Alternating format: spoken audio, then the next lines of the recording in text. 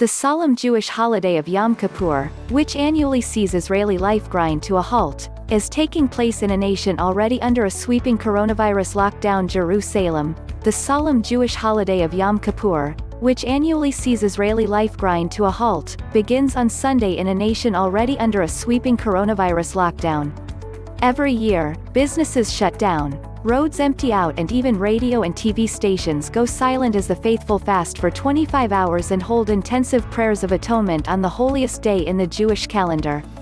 The more secular-minded can be seen riding bikes or even picnicking on deserted highways. The holiday begins at sundown on Sunday. But this year all non-essential businesses have already been forced to close, and Israelis have been ordered to stay within 1,000 yards of their homes throughout the high holidays, which began last week with the Jewish New Year and continue to mid-October. It's the second nationwide lockdown since the pandemic began, an attempt to contain one of the most severe outbreaks in the world.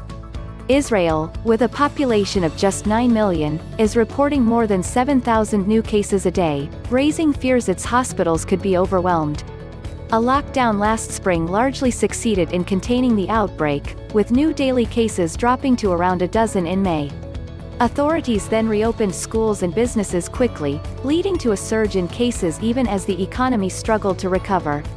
An emergency government formed in May to manage the crisis has been plagued by infighting, adding to the public sense of despair. In a message to the nation, Israel's figurehead president, Reuven Rivlin, called on people to light a candle in memory of the more than 1,400 Israelis who have died from COVID-19. They were all loved, all known, all had names and faces, he said. May we be forgiven for the sin of weakness and inability, for not doing enough, for not managing to save them. Because of that, lives were lost. As part of the latest lockdown, Israelis can only pray in open areas close to home, with gatherings limited to 20 people. However, synagogues will be allowed to open for limited prayers with social distancing on Yom Kippur despite warnings from health experts that it could lead to further transmission. In a videotaped statement Saturday, Prime Minister Benjamin Netanyahu acknowledged that mistakes have been made by decision-makers. But he urged people to avoid going into synagogues on Yom Kippur and to pray outdoors. Netanyahu has also called for an end for public demonstrations against him, saying they are a public health risk. Thousands of Israelis have taken to the streets in recent months, calling on Netanyahu to resign while he is on trial for corruption charges and because of what they say is a failed response to the coronavirus crisis.